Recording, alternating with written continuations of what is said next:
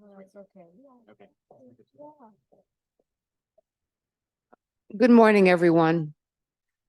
Thank you for your patience. I just wanted to, I guess, let everyone know again that the reason why we're starting a little late today is because of the tornado warnings that we had, and we wanted to make sure that people were safe. So we worked very hard to get a message out through the app this morning and had to make some adjustments. So we're going to get into the program real quick. We're waiting for our lecturer to come, but nonetheless, we're gonna adjust. That's what we need to do. We're flexible. We have to adjust. Having said that, I just wanted to remind everyone, if depending on how things go this morning, I'm going to skip over the program in review. That was the first thing we were doing this morning. Skip that. The review is described, it's in the program. It's actually in the conference program, the details of that report, basically, noting some of the goals that we've achieved in the past. It's like a 19-year review. It's 2 pages long. It's not that detailed, but it also indicates what we have, the kind of progress we've made this year and certainly beyond this year. So if you have a moment, please read that. We might get back to that if necessary, if we have some time, but just I wanted to let you know that we're going to skip that part. I'm going to introduce once again our host and our board member, Aurora Kamimura, Doctora Aurora Kamimura, who's going to introduce or just talk a little bit about the Sonia Sotomayor book presentation and also some other things, correct? Okay. Buenos dias. Welcome to the Midwest. My fellow Californians, what you heard this morning are tornado sirens. And yes, my hair is wet because it affects all of us. So I am sorry, but welcome to spring break in the Midwest. Apparently, I only put in an order for good weather yesterday and forgot about today. So no, but in all seriousness, all of our buildings are equipped with tornado shelters in the basements. So in your hotels, should you hear sirens or should you hear people saying, "Oh, it's looking like tornado," you should head down to the basement.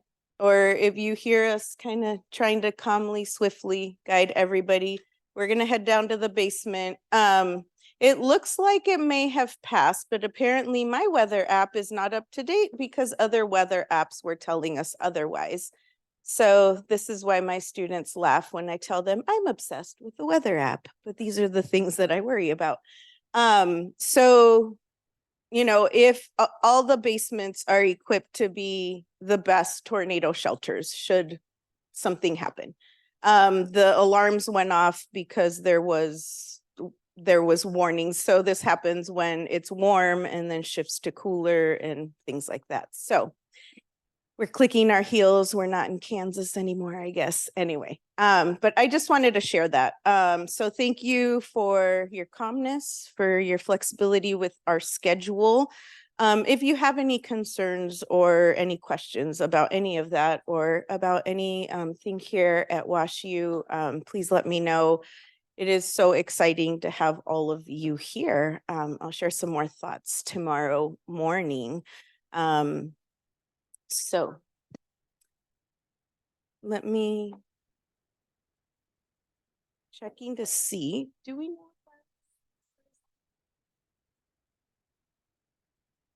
All right, then I'm going to put you on the spot a little bit. Do you want to come up? Okay. So as many of you know, we're waiting for our Vice Chancellor, Ana Gonzalez, to log on. She was supposed to be here. She was very, very excited to be here. And got called away to a development opportunity that when the chancellor calls, we go. But she'll be logging on. She is the one who gifted you all the lovely Sonia Sotomayor books. So we wanted her to be able to present those to you. So hopefully she'll be able to log on. Under student affairs, so not only is she our amazing leader in student affairs, she also was just inducted a couple nights ago as the NASPA president. So for those of you in NASPA, we get to have her here on our campus leading us. So we're very excited about that. We also wanted to take this morning just to take a few minutes to recognize the work that our campus has been doing to support our LGBTQIAS2+ students here on campus in light of all of the anti-laws that have been happening. And we are in a really contentious state. However, we here at WashU are working really hard to do what we know we need to do, which is support our students and do the work that needs to be done. So I wanted to recognize the hard work that our colleagues in student affairs have been doing.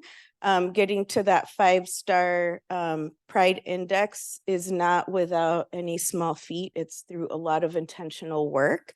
And so I wanted to recognize our colleagues and introduce the Associate Vice Chancellor and Dean of Student Affairs and Dean of the Center for Diversity and Inclusion, Dr. Mark Kamimura Jimenez, who oversees that area, to share a little bit about some of the work and to recognize our inaugural director of our Spectrum office.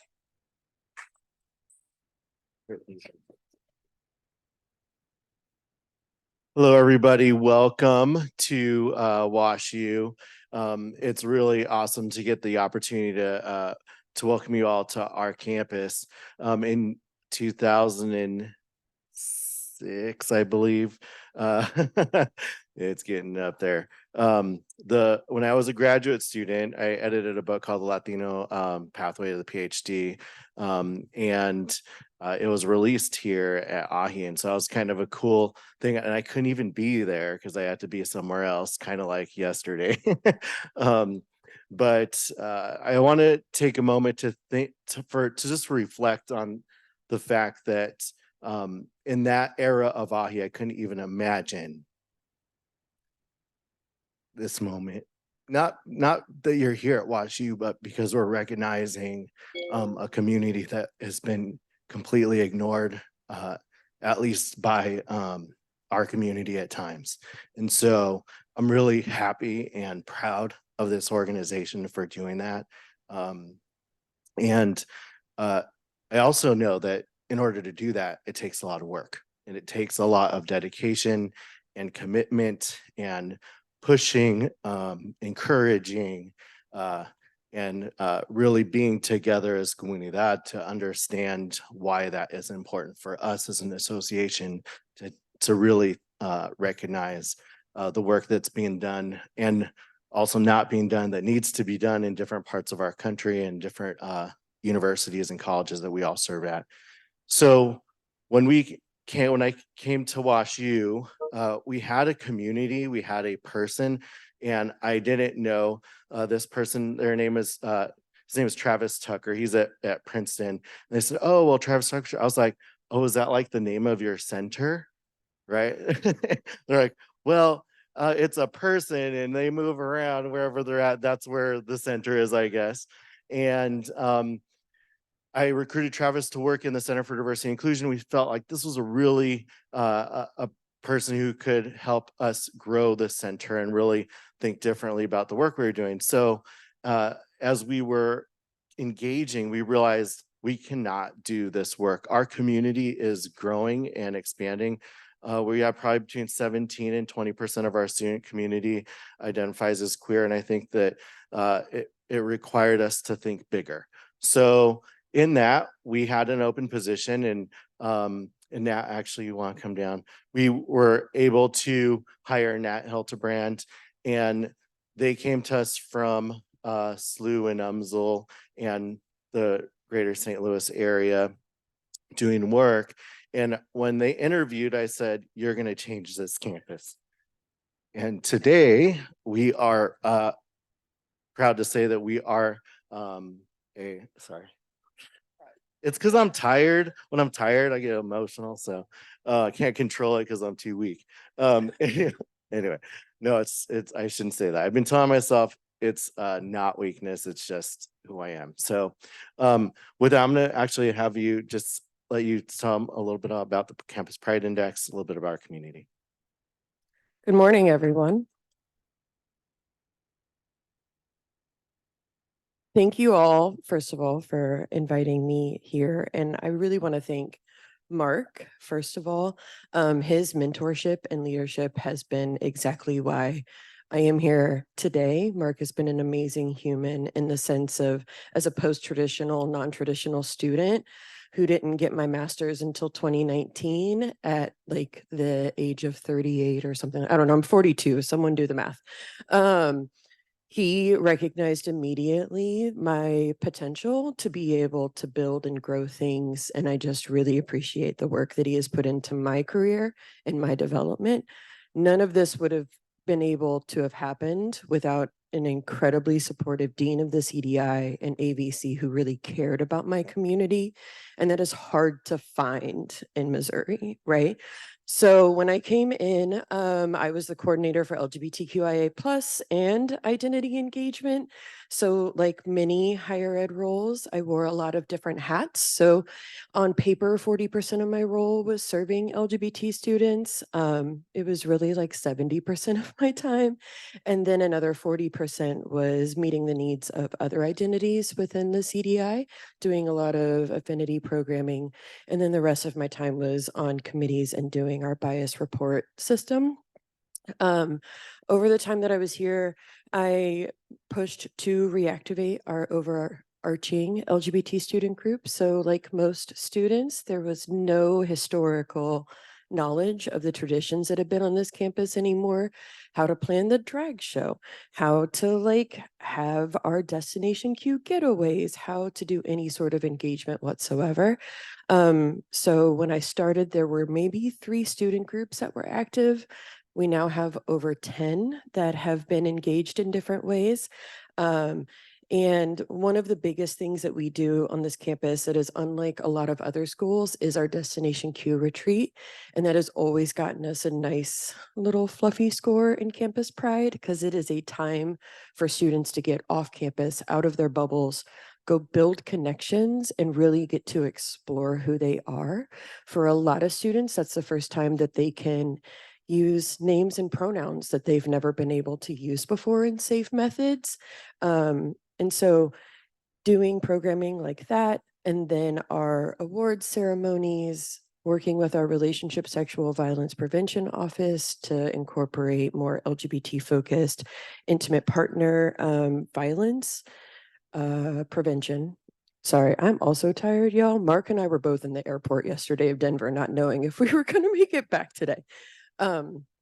So working with them, currently I've been working with Res Life to completely rehaul our gender inclusive housing policy. And I'm really happy to say that it is going to be completely different for our trans and gender expansive students as of fall.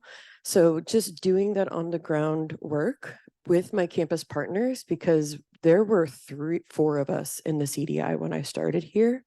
And it would have been impossible without the help of Academic Affairs, Res Life, Habif Health and Wellness, all of those different organizations to really get on board to support our students and to be receptive to what they need. I was very blessed that I came into an institution that was already supportive of LGBT students, because at UMSL, that was not the case, right? At SLU, that was also not the case. And so it was a breath of fresh air to be able to come and do some work. And I cannot wait to see the ways in which this institution is going to continue to support those students.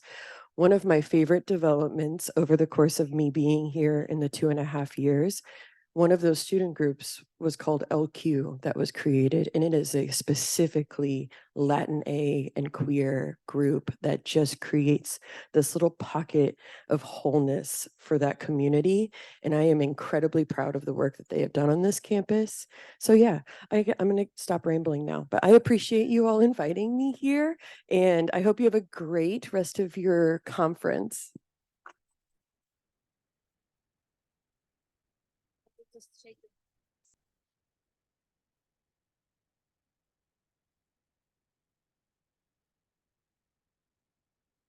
And our fearless leader, our Vice Chancellor of Student Affairs, Dr. G, is on Zoom. Can we make Dr. G bigger?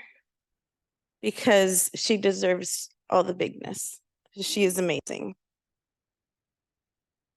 Yes. Dr. G knows I'm her cheerleader as well. Hi, Aurora. All right, well, I'd like to get started. Hi, everyone. Good morning. I was also, when we were at the NASPA conference in Seattle, and actually I'm now in Durham for a meeting. So I'm so sorry that I can't be there with you all in person, although I do see some folks on Zoom here as well. So glad that this could also happen in a hybrid way. So I am just truly excited to welcome you also to WashU. Except for the rain and the hail and the tornado warning, it's a fantastic and beautiful place. And I hope that for those who haven't taken the time for tours, that you'll get to see that too. I just wanted to say, first of all, congratulations and thank you to the committee that has been planning this, and especially Aurora and Mark and others who've been doing it, but my colleagues on campus, most especially, for bringing this group to WashU and to St. Louis. We are a place that I always say, every place has its greatness and every place has its areas of improvement. And I think what I've learned over the many, many years, and a great reminder at the last conference that I was at, is that cultural humility is truly important in this work. And as such, we will always continue to learn, and there's always areas of improvement. So I think I see a lot of promise and potential and even great things at WashU. And we can always do a lot of improvement as well. And so part of that is bringing you all to our campus and engaging with us and being present at our campus, even for this short amount of time, I think is great for our community, because I think that bringing in this organization to WashU can help people think and learn and see this organization and see how else we could be better. So thank you all for coming.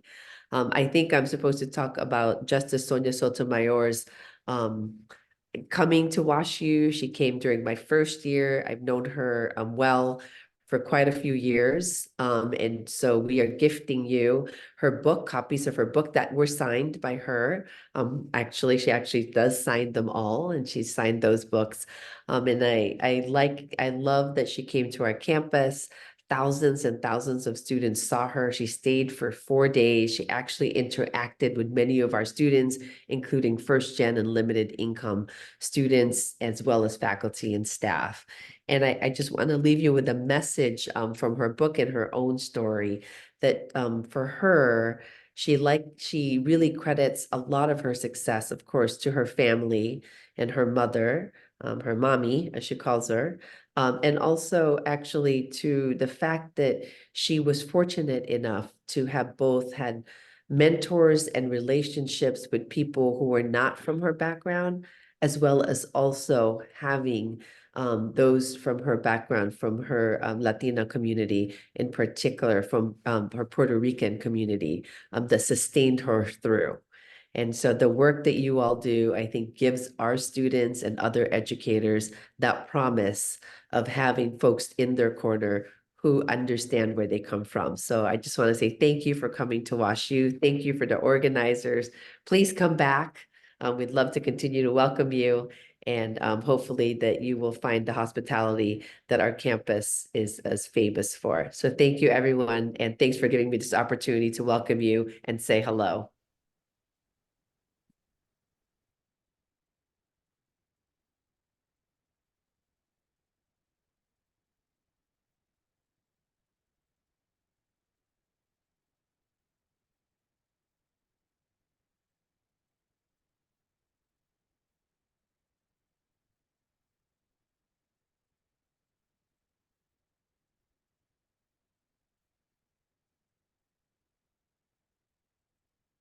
Can you hear me now? Ay, Dios mío.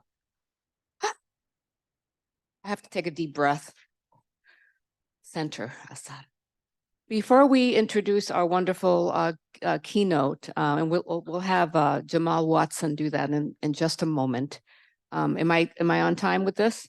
I do want to acknowledge Patrick Valdez, who is the outgoing board. Well, he's an outgoing board member, and he's also the past chair of AAHHE. I have to tell you that I don't think I've ever worked with anyone as special as you. And I've been around for a long time. You have been supportive. You have understood me in ways that, you know, a colleague, you'd want a colleague to understand. You've been a tower of strength. You've been a mentor, believe it or not, learning a lot about the association. And for that, I will always be grateful, because you are you, and you have been great to me. So on that, I have tears coming down. I do want to ask you to come up for just a second, and we do have something for you. My friend and colleague.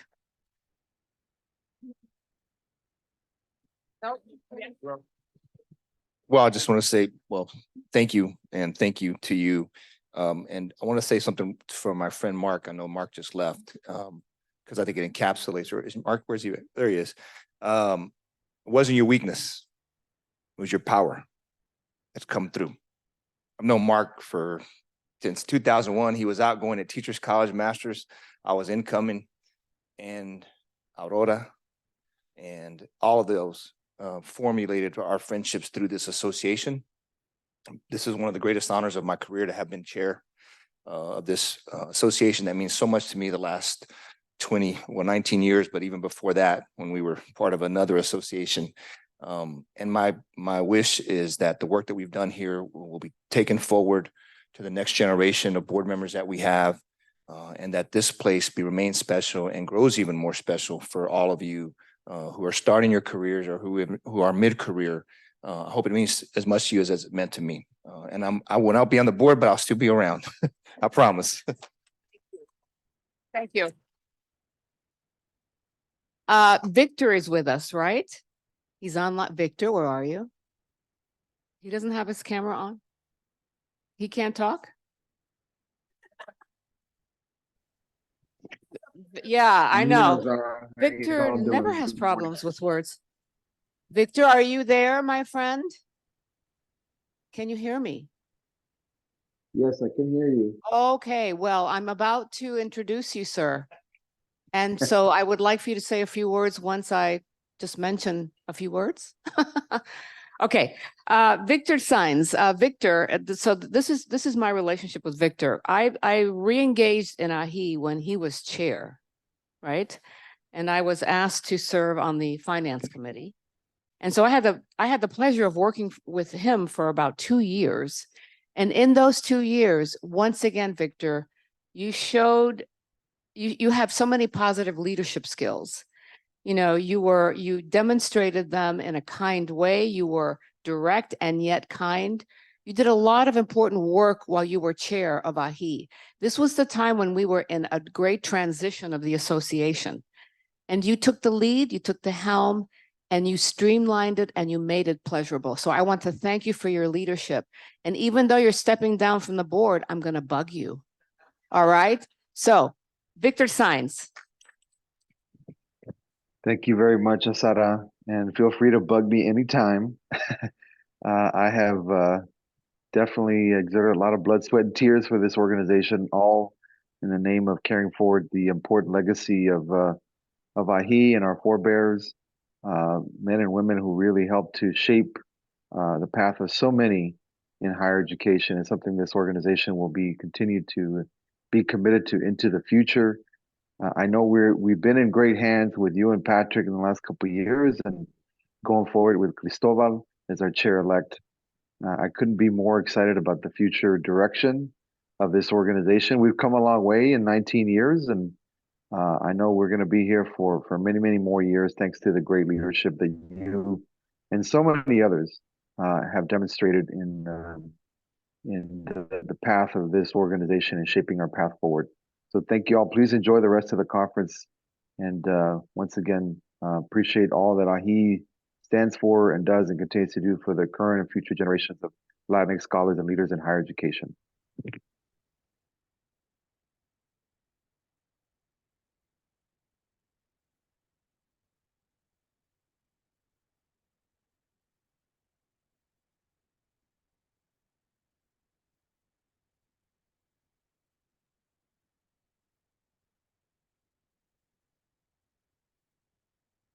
I have it on again.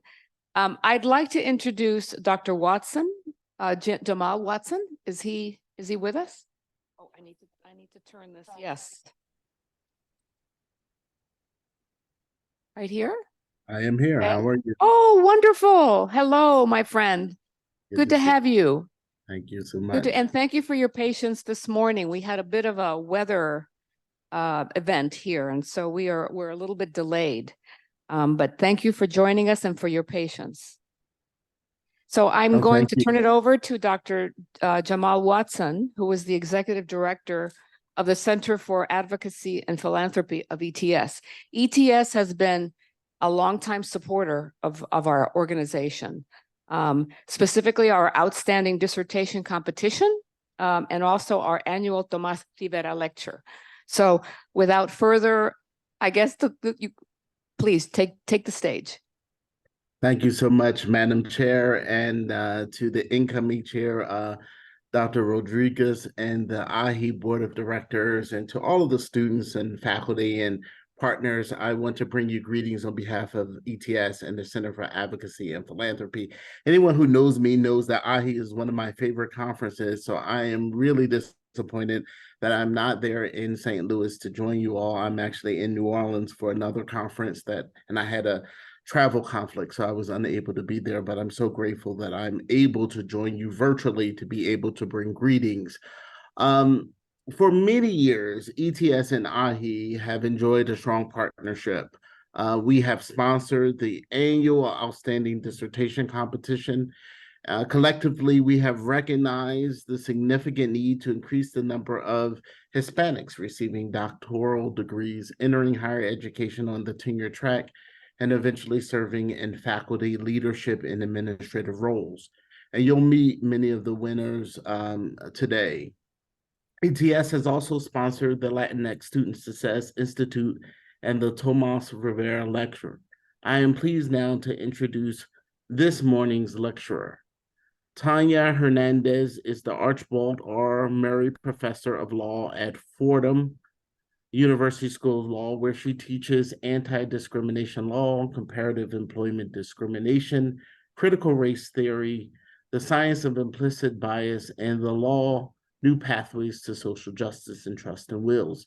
She received her bachelor's degree from Brown University and her law degree from Yale Law School, where she served as note topics editor of the Yale Law Journal. Professor Hernandez is an internationally recognized comparative race law expert and Fulbright scholar. Her accomplishments are many, too many to mention here. She has previously served as Law and Public Policy Affairs Fellow at Princeton University, and has also been affiliated with the Institute for Research on Women at Rutgers University.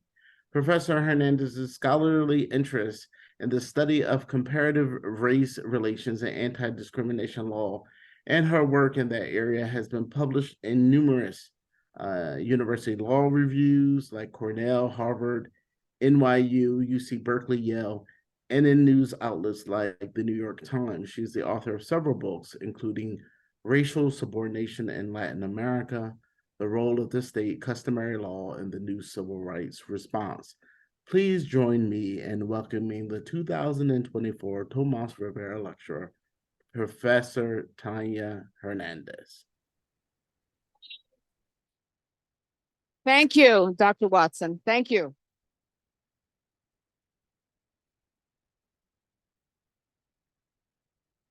Thank you very much, Dr. Watson, for that lovely introduction. It's always sort of an outer body experience to hear like somebody kind of go through the CV in some summary fashion, like who's that person? You're just living it. You're not like thinking about the way it sounds cumulatively. Thank you very much. The one thing that's not on the Fordham website or other places that I'm very proud of, but that doesn't really ever get mentioned in an intro because people don't, they don't know inside my head, so they don't know. Is that I'm first gen. Yeah, first to go to college, first to go to law school, first to be a law professor, et cetera. I'm sure many of you can share what that journey has been like. So I don't need to say more about that other than I have great pride in having gone through it. and to try to be helpful however I can to other people who are first gen. I want to make sure my slides are showing. So let me just see what happens when I do this. Ah, there we go. Okay. I'll leave it there for right now. Who's that girl? Okay. So I let people know that, you know, the title of the talk was going to be Navigating Hispanic Racial Diversity Without Harm. And so I want to be very clear that, you know, I am aware that is a bit of a tough message. The message, you know, talking about lifting up and acknowledging and understanding the ways in which as educators, we may be complicit in anti-Blackness against our Afro Latinx students, along with other students of African descent. Some may think, oh, well, you know, maybe that's kind of an issue, but not really, because, you know, white supremacy, and all the ways in which we too, right, as Latinx educators are also victimized, right, by systems of white supremacy. That's true, but many things can be true at the same time, right? And not acknowledging our own involvement, however inadvertently, in these systems, including anti-Blackness, means that we have students who are in pain. Right? And so if we want to do better, we have to be able to acknowledge what's happening on the ground. So that's the little sugar I'm trying to put with the medicine that we have for today. The other sort of just introductory matter is that because I'm a woman of a certain age, I use Latine, Latinx, Hispanic, Latina, Latino, all interchangeably. I have no political agenda by using one versus the other. It's just that there's an old mouth and it kind of defaults off into Latino. But just I don't want people feeling harmed from doing that.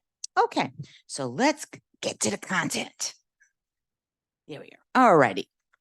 So an important challenge that educators, have, but that frequently gets overlooked, is the anti-Black bias that exists in communities themselves considered ethnic and racial minorities. Indeed, the conundrum of how anti-Black violence can still be so pervasive decades after the achievements of the Civil Rights Movement cannot be readily understood nor addressed with the traditional sole focus on white Anglo-English speaking individuals. In the language of the US Census Bureau, non-Hispanic whites are presently only about 57% of the population and declining in number. I think there's much to say about how they do tabulation, but that's another topic for another day. Going just face value with that number, that declining tabulation, right, means that the ongoing upkeep and silent acceptance of anti-Blackness implicates many other racial and ethnic groups. Exploring Latino complicity in anti-Blackness is particularly helpful for understanding what is happening in the classroom and the cafeteria, because you know, that's where stuff goes down. As a multi-hued ethnic group, Latinos are often viewed as free of racism, or at least free of its most exclusionary forms. And yet, how often do we have this kind of image for Hispanic Heritage Month? The graphic is not entirely clear, so I'll just let you know in case you couldn't quite tell. They're all Afro-Latinx, all of them. Right?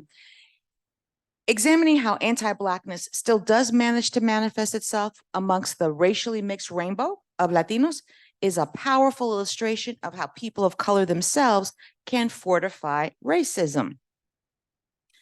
We may or may not recall Nuri Martinez and her cohort in 2022, when as members of the Los Angeles City Council, they were secretly audio taped, and in their communications with each other in the City Council, much of their anti-Black sentiment was on display. That took a lot, that was a lot of attention paid. The January 6th terrorist attack on the US Capitol included several Latino members of the white supremacist group Proud Boys and their chairman, Cuban-American Enrique Tarrio. He was sentenced to 22 years in prison for the central role he played in organizing his followers to attack the Capitol, just as the white supremacist violence in Charlottesville back in 2017 also included Latino attackers. The Southern Poverty Law Center has noticed that there's an increasing trend of more media reports of Latinos joining white supremacist hate groups and of Latino lone gunmen aspiring to be members in their little dark rooms all by themselves, right? Like Mauricio Garcia of Allen, Texas, and acting out their anti-Blackness in very violent ways. The racial violence is also evident amongst white Latino law enforcement members. We may remember the reports about the death of Sandra Bland and the Texas State Trooper, Prairie View, Texas, who ultimately led to her death, and yet no mention that he was a Latino white officer. And it matters. I'll get to that in a moment. Same with the death of Philando Castile, right? These were all names that were lifted up during hashtag Black Lives Matter protests after the murder of George Floyd to show the ongoing pattern. Again, no mention of the ways in which, yes, white supremacy, but a Latino law enforcement officer doing that. And some law enforcement violence doesn't get any national media reports, and yet it's very significant to the communities in which people are trying to navigate and live peaceful lives. And yet, white Latino supremacists are not the only problem. Anti-Blackness is also manifested in Latino communities against Afro-Latinos, African-Americans, and other people of African descent in a myriad of contexts, such as the workplace, the rental and purchase of homes, educational settings, our topic for today, public spaces of leisure, and the criminal justice system. Examining Latino agency in anti-Blackness helps us better understand the complexities of racism and what's needed to be more effective in an increasingly racially diverse world. Now, before I discuss how Latino anti-Blackness surfaces in the educational context of the US, I think it's helpful to first talk a little bit about, some history that we often do not have taught to us. We are all, oftentimes globally, racially illiterate, right? Because we're taught, okay, what's history? Oh, US history. No other history matters, right? What's Black history? Oh, that's only about English speaking African Americans and nobody else. So we're all kind of living with the results and the consequences of this global racial illiteracy. So just a few little footnote just to kind of put us all in the same place. Oh, I forgot to show you this stuff. These are the Black Lives Matter responses to trying to uplift racial equality and well, you remember, this is how Latinx people reacted in Chicago with bats and other instruments of violence. Okay, so here we are.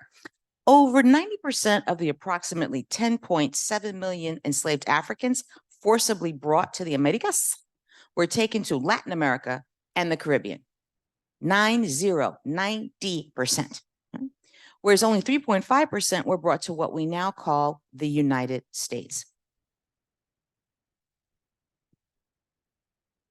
Today, there are approximately 150 million people of African descent in Latin America, representing about 1/3 of the total population. But these are very conservative demographic figures, given the histories of undercounting people of African descent in Latin America, and Latin American National Census data collection forms often completely omitting racial and ethnic origin census questions. That's been changing over time, but if you don't ask about it, then they don't exist, right? At the same time, people of African descent make up more than 40% of the poor in Latin America and have been consistently marginalized and denigrated as undesirable elements of the society since the abolition of slavery across the Americas.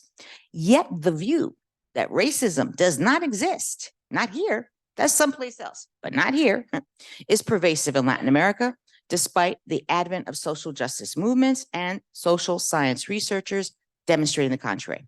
I'll give you an example. When the BBC surveyed people in Latin America about the question, is there racism here? A significant number of the respondents emphatically denied its existence. Many made statements such as, we can't be racist, we're all mixed.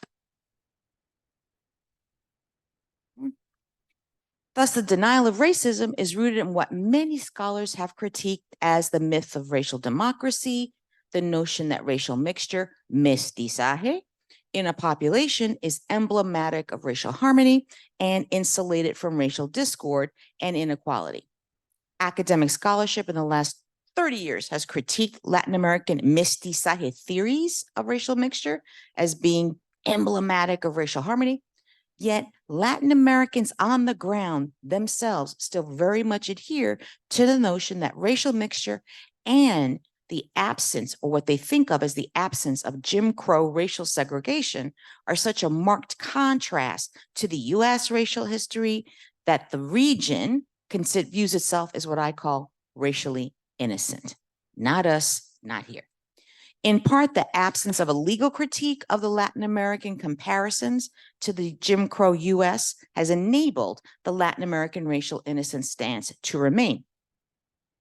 This earlier book argues that an examination of the role of the state after the abolition of slavery in Latin America in regulating race through immigration law and customary law disrupts the picture of Latin America as racially innocent.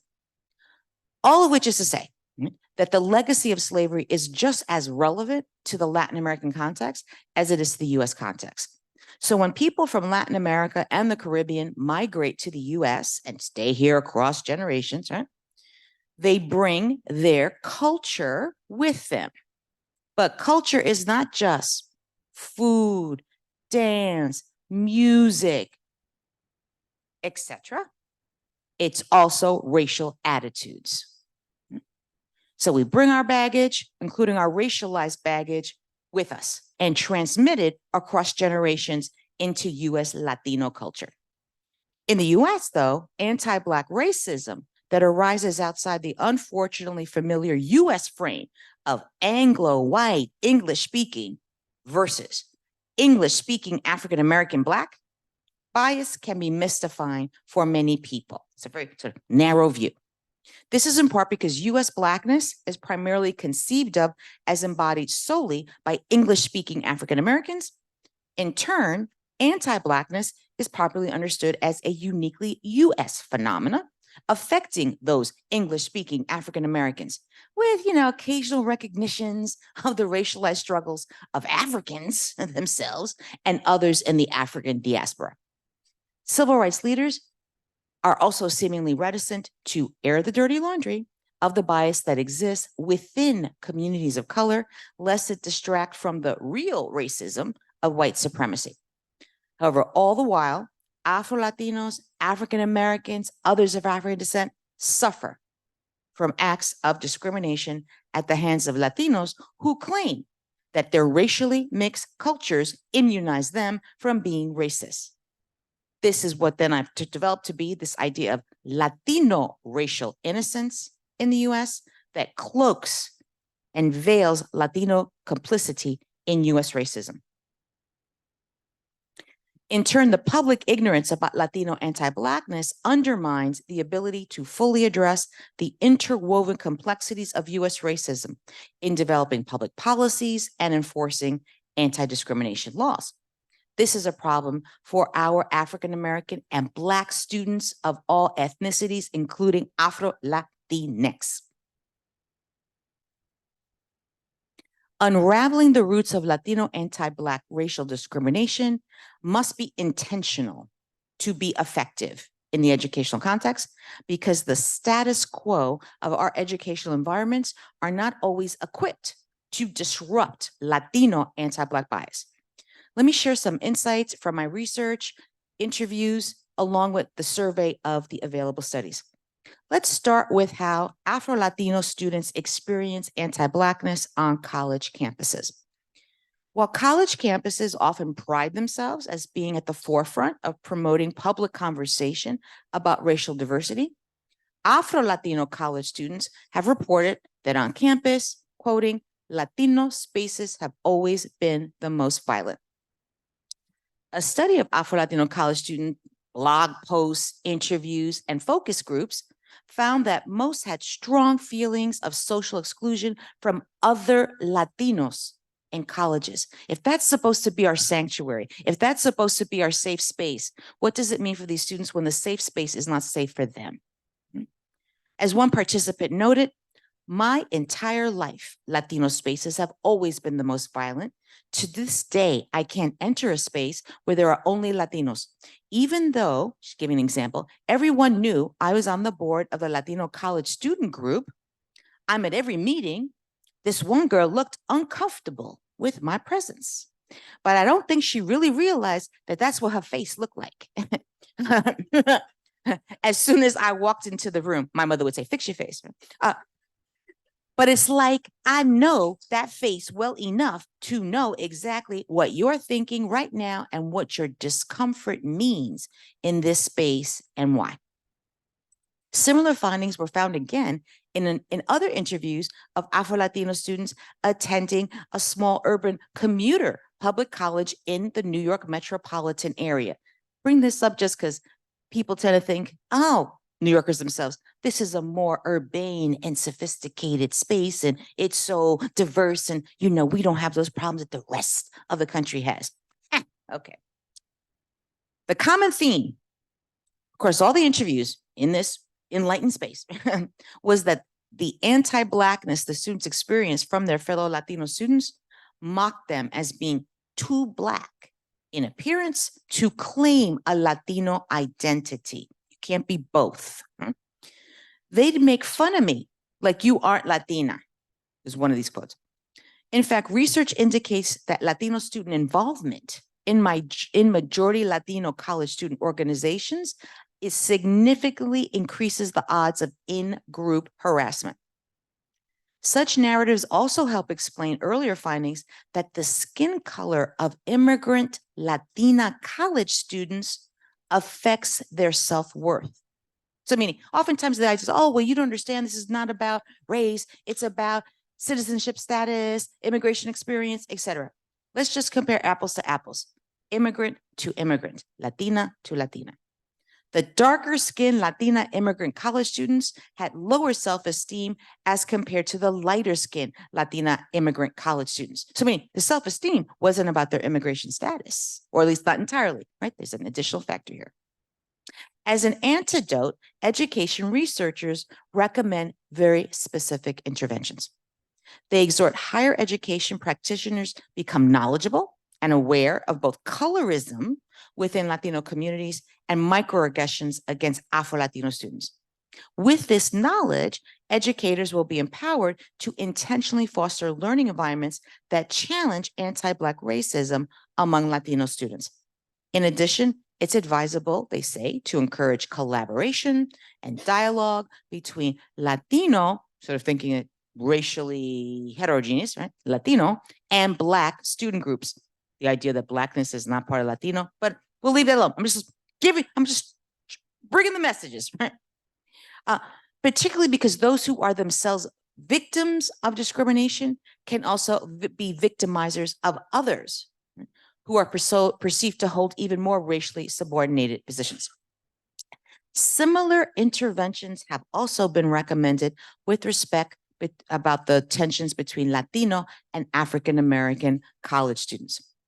In a study of public university students in California, it was observed that racial stereotyping among the Latino students fostered anti-Black sentiments. Nancy, a Mexican-American student, described the stereotypes. That basically, Blacks are very loud and always pick fights. And she went on. This is underscored by the anti-Blackness of Latino college educators, right, that Afro-Latino peers have witnessed. Universities have to be proactive in easing Latino versus African-American versus Afro-Latinos tensions by implementing conflict resolution and peace-building programs that specifically address people of color versus people of color harms, rather than default to this white Anglo-English speaking versus English-speaking African-American Black binary. The K through 12 college educational context presents an even more aggravated set of circumstances. The educational studies literature has tended to focus on how Latino and African-American communities together, right, are pitted against one another as competitors for scarce resources in under-resourced schools into which children of color are segregated from white English-speaking students in better funded public schools, right? And that segregation needs to be elevated and addressed. However, the educational scholarship has spent less time in discussing the physical clashes between Latino and African American students. In California, in particular, at least 10 different high schools have been the center of Latino versus Black violence. That has very little to do with the strategic skirmishes of leaders of color seeking political control of public institutions and their resources. In other words, segregated public schools can be a venue for the negotiation of power, resources, and control among minority populations within a community, but that is not what directly instigates the interracial violence among the student populations. One high school riot that especially stands out as an example occurred in Santa Monica, California, where it took 26 police officers a half an hour to settle the situation with the aid of police reinforcements from other area police departments. Initially, there was a fight in the school cafeteria. At least that's what stuff happens.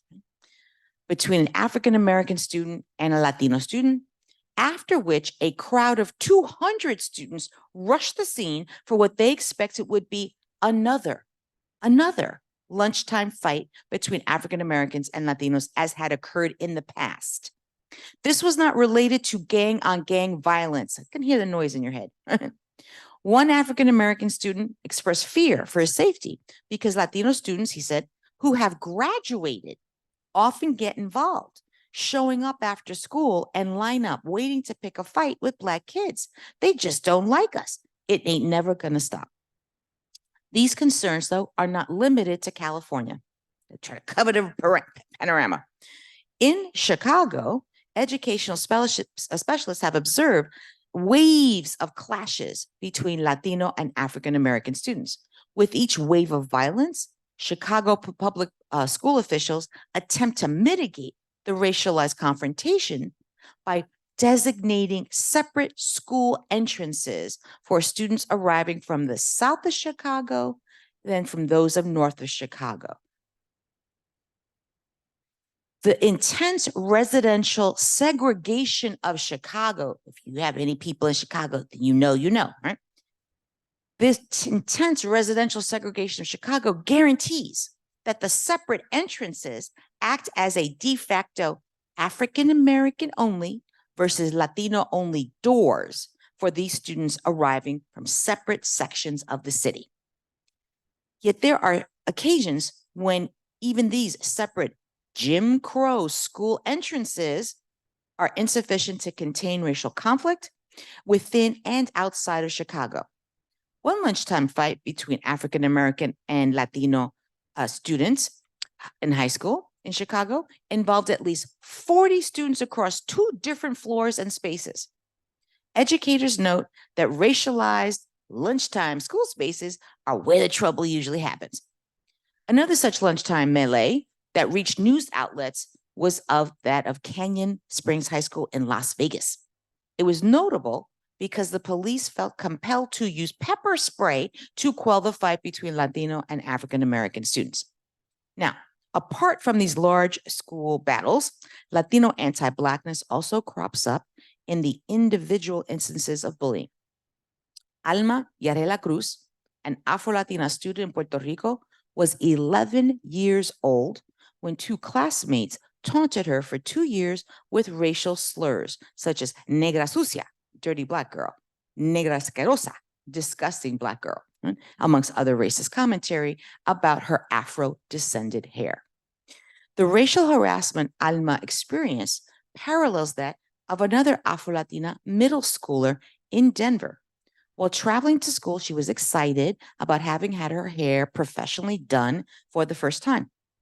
But when she arrived at school, her Latina classmates told her that despite what she'd done to herself, she was still ugly and undesirable. They threw water all over her new clothes and hair and called her Jungle Bunny, Monkey, Ape Man. When Nuri Martinez and LA City Council pops out with that language of monkey, it's a racialized term. Okay? Anti-Blackness learned in Latino family settings surfaces as early as preschool. One account of an Afro-Latina living in Orlando, Florida, recalls how her preschool daughter was called black and ugly by a fellow Latino preschool classmate. As distressing as biased classmate bullying can be, school-based Latino anti-Blackness does not end there. Latino school officials are also part of the problem. In fact, Latino instructor anti-Blackness has been documented as early as 1884. That was the year that Afro-Puerto Rican bibliophile Arturo Schomburg was told by his 5th grade school teacher in Puerto Rico that, quote, Black people have no history, no heroes, no great moments. It was that white Latina's anti-Blackness that inspired Arturo Schomburg's lifelong dedication to amassing an archive of African diaspora literature and letters now housed by the New York Public Library's Research Division at the Schomburg Center. In Harlem, a neighborhood, stop by. Over a century later, Latino instructor anti-Blackness continues to be a problem. After 20 years of being an educator, an Afro-Puerto Rican in Chicago still recalls how a fellow Latino teacher ostracized his Black students. Because this white Cuban middle school literacy teacher automatically assumed that all his Black students were deficient, he refused to interact with them directly, find out, and instead segregated them into a separate corner of the classroom for instruction exclusively with a special education aide. My informant noted that his racialized perspectives about his Black students also informed his perception of a specific 12-year-old girl as impossible to work with because she was such an adult. For these Black Chicago students, the classroom ostracism by their Latino school teacher with no evaluation from a neuropsychologist. You know, so we fight for these evaluations. Here he was, shunting them off without even knowing if they really needed special ed services. Right? This, for fellow Chicago students, the classroom ostracism by that Latino teacher was all part of the racial trauma they experienced in a school in which the Latino students freely used the N-word in the building, and the Latino security guard openly shared his presumption that all Black students were behavior problems to be closely monitored and regulated. For this reason, my informant found it necessary to provide these Black students classroom time, extra time to decompress from the stress of navigating the anti-Black minefields of this predominantly Latino school. Strikingly, she's not alone in her concerns about Latino teacher anti-Black bias and attitudes in Chicago. In fact, an educational specialist there has directly observed how Latino administrators rely on anti-Black racialized stereotypes when deciding to accord discipline for school infractions committed by African-American students, right, that are excused as inconsequential when committed by Latino students. He recalls how one Latina school principal in particular was so wedded to her racially biased views of African-American students as inherent behavior problems who could never be trusted that she, across the board, would refuse to consider the perspectives of the African-American students. They don't get to speak and tell their side. Right? Each of the interactions with African-American students by this principal were hostile, and this was also reflected in how she denied them school benefits, admission to special school programs, appointments with guidance counselors, appointments with college recruiters, access to school trips, etc. This is a dynamic that extends beyond Chicago. Consider the reflections of Afro-Dominican Jose Luis Vilson, who taught math for 15 years at a New York City public school in Washington Heights. You didn't see the movie, you wouldn't know this, but if you saw the movie, you wouldn't know this. It's densely populated with people of African descent from the Dominican Republic. During his 15-year tenure as a math teacher, Vilson repeatedly witnessed the Latino school administrators treat dark-skinned students as inherently incompetent and prone to misbehavior. This reliance on Black racial stereotypes also resulted in disproportionate punishments for the Black students. However, the racial bias was seemingly invisible to the Latino school administrators.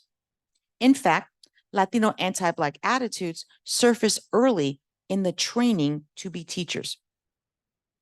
Dr. Roberto Montoya, an instructor of student teachers at the University of Colorado Denver School of Education, repeatedly observed his Latino students express anti-Black attitudes and interact negatively with their fellow Black education students. Especially worrisome to Dr. Montoya was when he attempted to intervene and create a teachable moment regarding Latino anti-Blackness in the classroom. Many of the Latino student teachers dismissed it as irrelevant to them. It's not about us, it's not our problem. These then are the unteachable teachers sent off to instruct our nation's young people.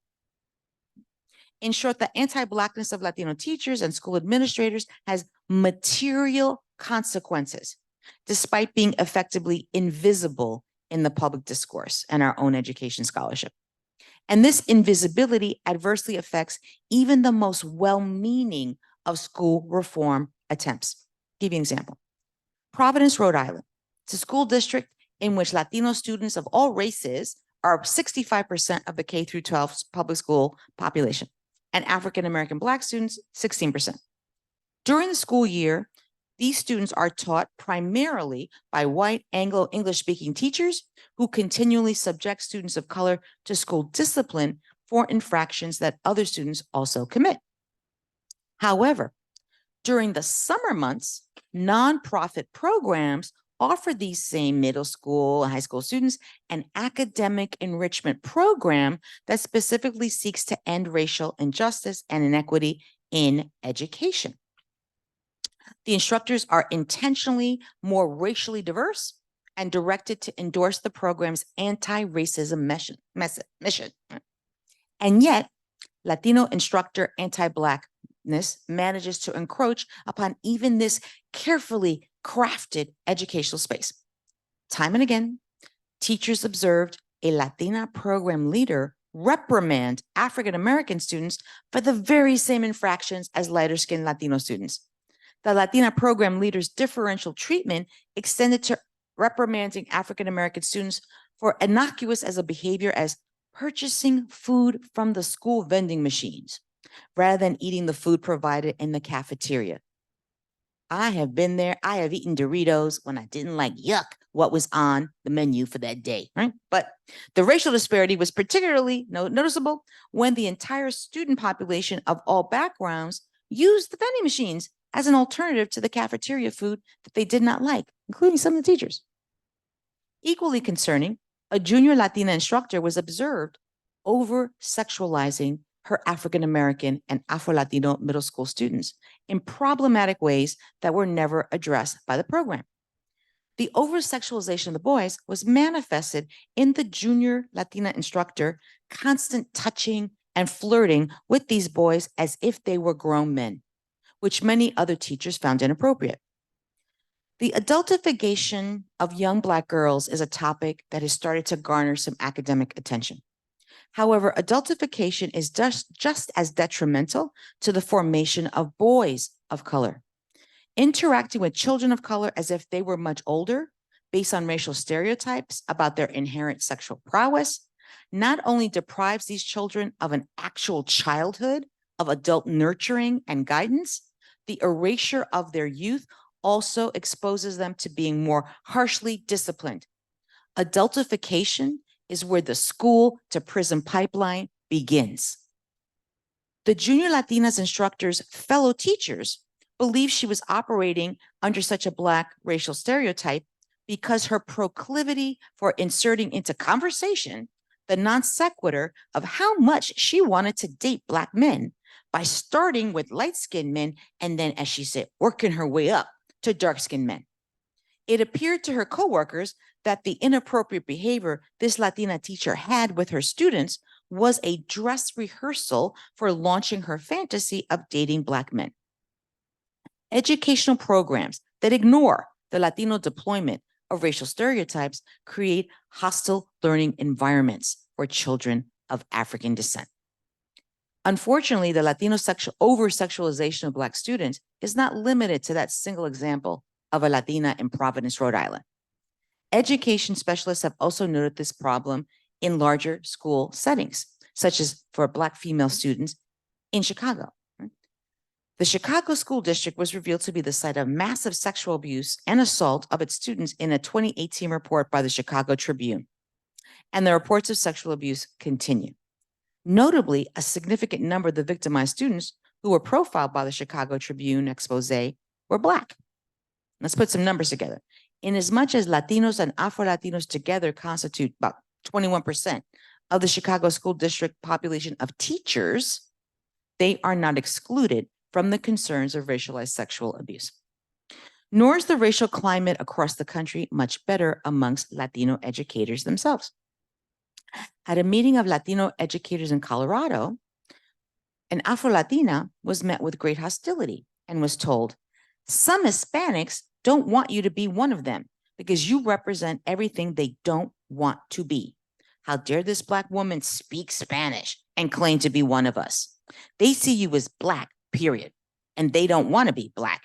They want you to stop saying that you're like them." So what is to be done? Recommendations to intervene into this dynamic of what I call Latino racial innocence and the U.S. blindness, right, to non-white Anglo anti-Blackness means that we need to do a corrective to the lack of racial literacy, right, and understandings. Professional development meetings like this are a place to begin. Book club sessions on Latino anti-Blackness, but there are other resources that are free.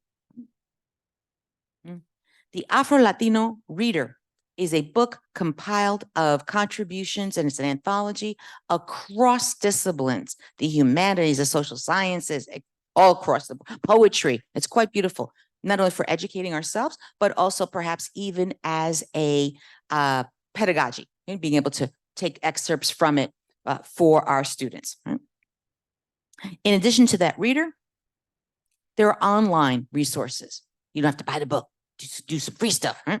The Afro-Latino Forum has a resources page of all essays and literature, reports, research that you can just download, learn more about. They also have multimedia links as well, so video clips and stuff that, again, you can learn yourself, but you can also use it in the classroom in ways for you to adapt as you feel appropriate for your student population. Another website called Black Latinas Know, because Black Latinas know things, is a location in which Black Latinas share their research, but also blog about how the personal is part of the political. It's, it hits at a different level, sort of like with these very personal narratives. And so that's another space in which both to explore, understand, and also as a possible source of curriculum that you might want to use. I don't have a screen for it, but as long as TikTok is still alive, another source, because you gotta meet our students where they are. So if they're on the TikTok, you want to direct them in the right way. I don't think it's going away, y'all. But anyway, that's just my own opinion. Dash Harris is an Afro-Panamanian U.S. person, but sometimes half her time in U.S., half her time in Panama, who does these incredibly interesting TikToks all about trying to educate people about Afro-Latino populations and racialized experiences. She's also on Instagram. So, if TikTok shuts down, then I'm sure there'll be a lot more on the Instagram. Do I have anything else I want to share with you guys? Oh, I guess that's it. One last thing I wanted to just be able to add, because this often comes up in Q&A sessions, is, how do I talk about this with, other family members who are not educators, or other family members who primarily prefer to both read and speak in Spanish, right? The Spanish version, una lucha, déjame decirte, but the Spanish version is coming out this August. Yes. It was a long haul, but I got it done.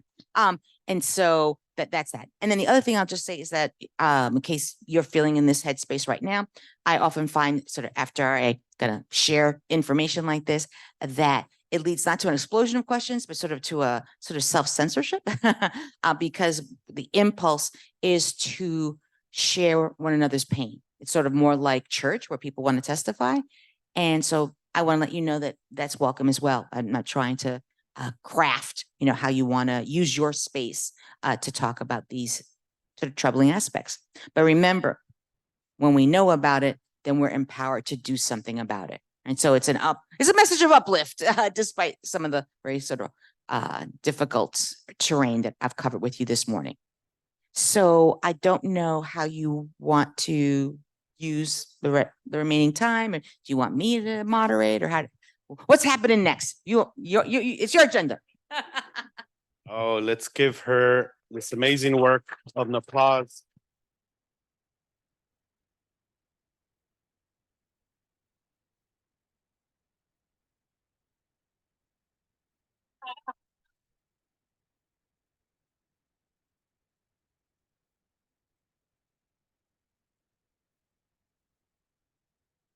My name is Cristobal Rodriguez. I am honored and blessed to be the chair-elect of the board.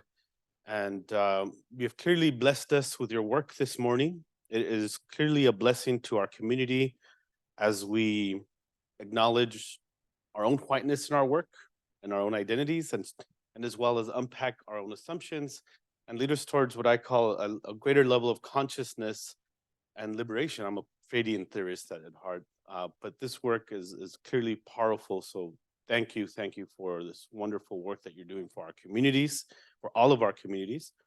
I want to also thank who's responsible for bringing this amazing work to the conference. Who's the committee that brought this to the table? Stand up, please.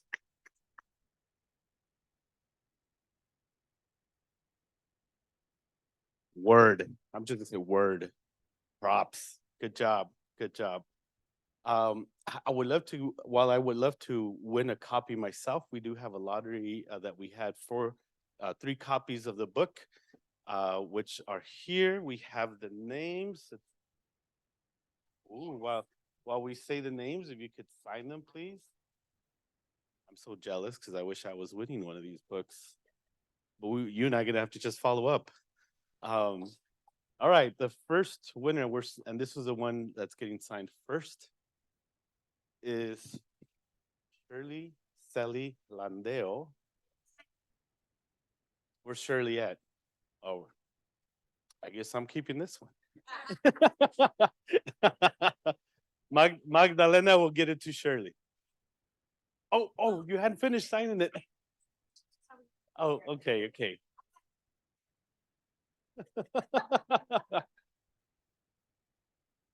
Understandable. Cristobal Rodriguez. Our next winner, as we drive as we write on the second book, Mitzi Ceballos. Come on down.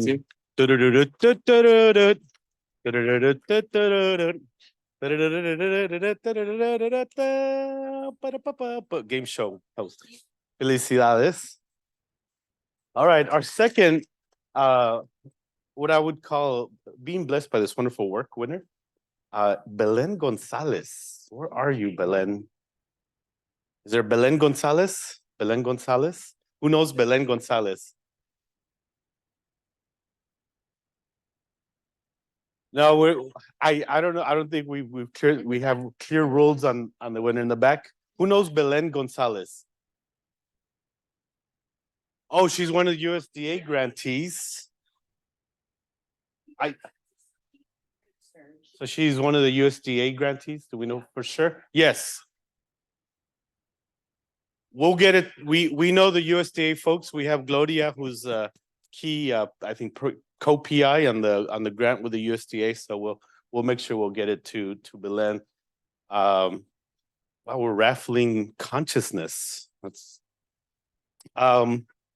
again, thank you very much. I hope you're spending more time today because I want to pick your brain, and I feel like I want to share like thoughts with you in so many levels. So let's give wonderful Tanya, Kateri, Hernandez, another applause.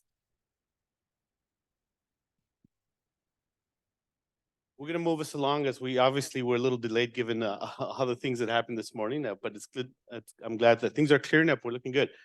We have a few important award recognitions. I'm gonna ask Maria to come up to help us. Maria is a wonderful, amazing colleague on the board as well, and is an assistant professor at Cal State LA.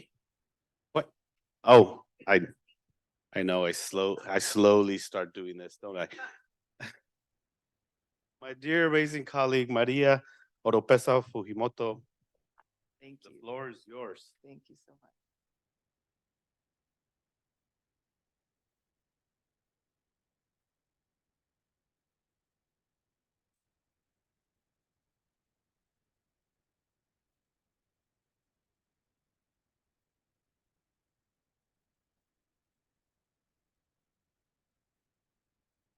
Just a moment. My notes just went away.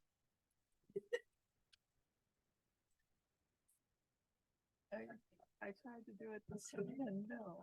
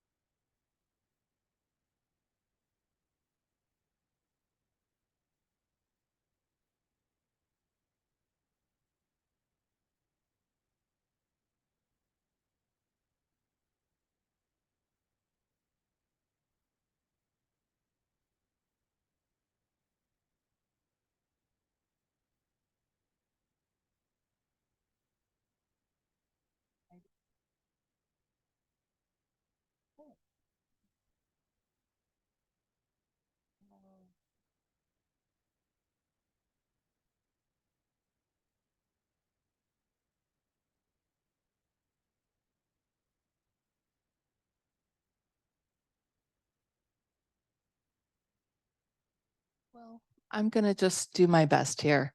Hello, everyone. My name is Maria Oropesa Fujimoto. I am super excited to be here with you all. My pronouns are she, her, ella.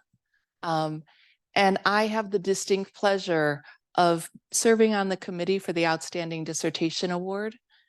AAHHE and Educational Testing Service recognize the need to advance Latinos in higher education in all levels, at the undergraduate level, at all levels of graduate education, as faculty administrators in higher education.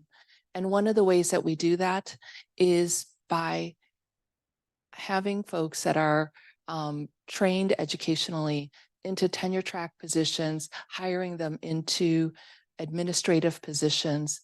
And in doing so, we can change institutions.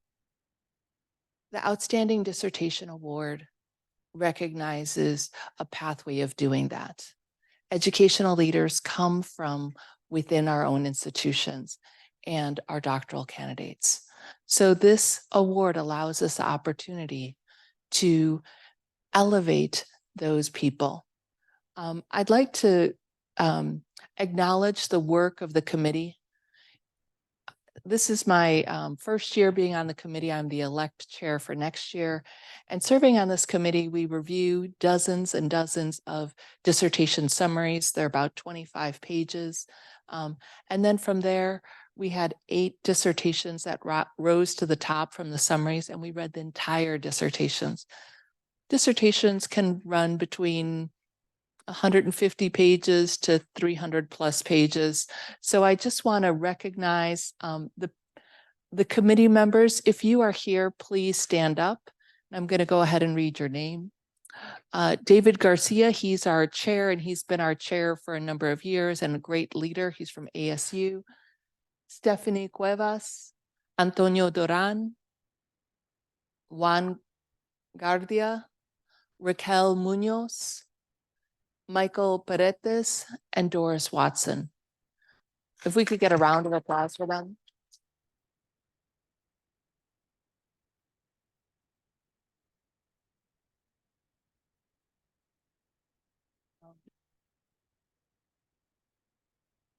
So our third place winner is a first-generation student, Latina, daughter of immigrants. She is happy to be back in her hometown, learning and growing from students.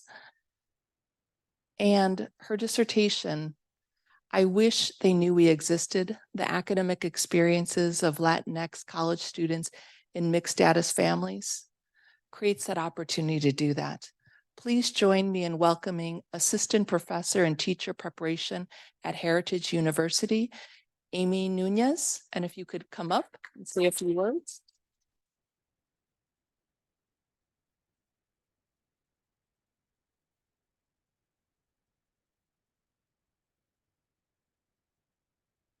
Would you like to say a few words? Or you can pass. Just want to say thank you to the committee, to ETS, to AAHHE. This was a labor of love that took me about 3 years, and I'm gonna cry, so llorona, so I cry a lot. But it took me about 3 years, and I had 2 little ones while I was doing my dissertation. So it was just such an honor and so rewarding on a whole other level to receive this award. So thank you so much.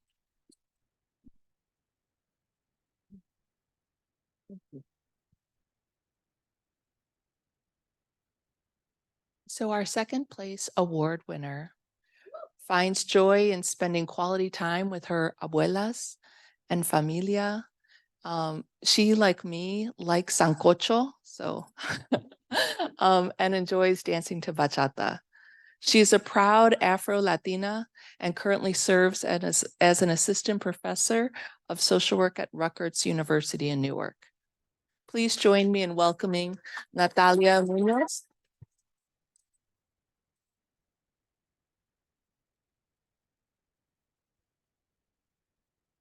Thank you so much. As a AAHHE fellow, I feel very humbled because I know that so many people here graduated either in 2023 or 2024. And doing a dissertation during a double pandemic was no joke. And so I really do share this award with all of you who defended in the last 2 years and are currently about to defend, because I know how hard that journey was. I also just want to say a quick thank you to 2 of my mentors who are here, Dr. Bermicki, who is currently a professor at Howard University, and Dr. Cristobal Rodriguez, who is also at, used to be at Howard and has moved on to bigger, maybe not better.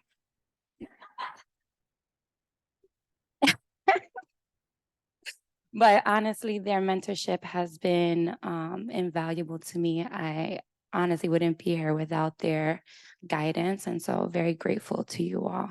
And I am presenting my dissertation today at 2:30.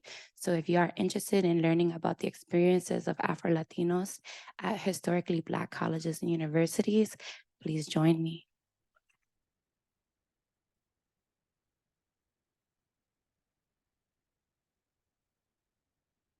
Our first place winner for the Outstanding Dissertation Award is a systemically trained clinician researcher who aims to increase culturally relevant practices available for mental health practitioners. Her commitment to diversity, equity, and inclusion in the community, profession, and university center drives her efforts.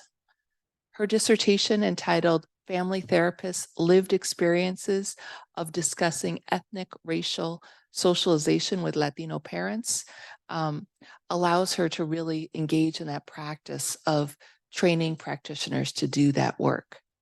Please join me in welcoming via video Melissa Isigere.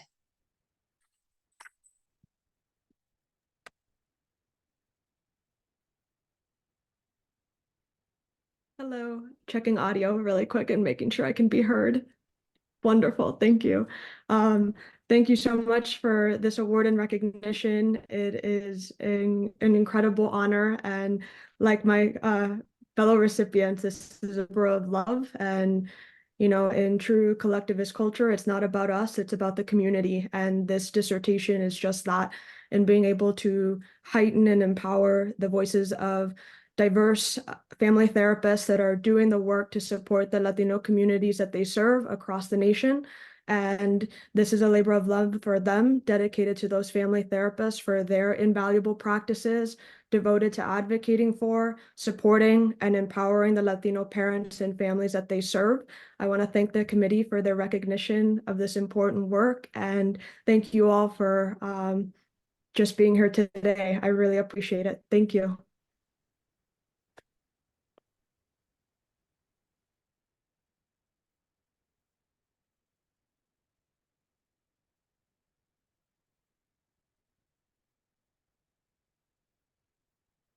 Thank you all. And I want to just make a small plug.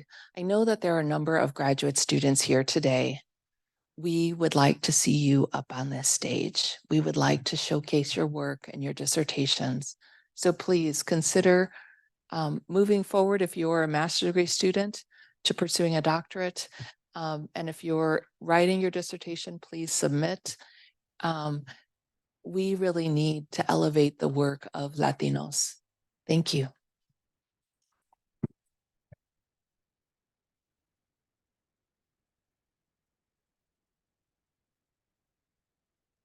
So as we wrap up, I also want to encourage you all three of our recipients will be presenting their work. And that's very purposeful because their work is really impactful. I'm sure, as you can tell by their titles and a little bit of their work. So we encourage you to go to their concurrent session to learn more about their work. This evening, you'll notice that we have options for sessions or opportunities to engage here on campus. One of the opportunities is we have, so our Kemper Museum is on campus, and we have one of our curators who's also Latino, has curated a special show for us. So we have space, I think, up to 15 for an English tour, and then there's 15 for a Spanish tour if you would prefer. But we need to get, if you scan the QR code, you can sign up. The tour begins at 6:30. So we'll head over to Holmes Lounge after the 6 o'clock session. So between 6 and 6:30, there's presentations that will be happening in the networking session as well at Holmes Lounge. And then the film screening will begin at 6:30, and it's very close in Edison Theater. We'll walk you over. There will be some light refreshments at 6 o'clock during that networking hour as well. So I wanted you to know that there's going to be some light snacks. But please, we encourage you to take advantage. Our Kemper Museum is beautiful. And I think it's really special that they curated a tour just for us. So I hope, I encourage you to sign up by sometime between now and noon, if possible, so that we can let them know how many individuals will be attending these tours. So any questions or thoughts on that? I just lost, okay. Oh, we moved it. Okay, great. Oh, my bad. Okay. Correction. Let's, I need coffee apparently. The movie screening will take place in here. So that's even better. It's a location where we're all familiar, but we'll walk over from Holmes Lounge back to here together. So with that, we encourage you to attend the concurrent sessions that are taking place. They are in Siegel. So back over to the building where our concurrent sessions have been held. After that, we'll head over to Risa Commons, where our lunch and book recognition will take place. So que disfrutan, que aprendamos mucho, and I will see you all very soon.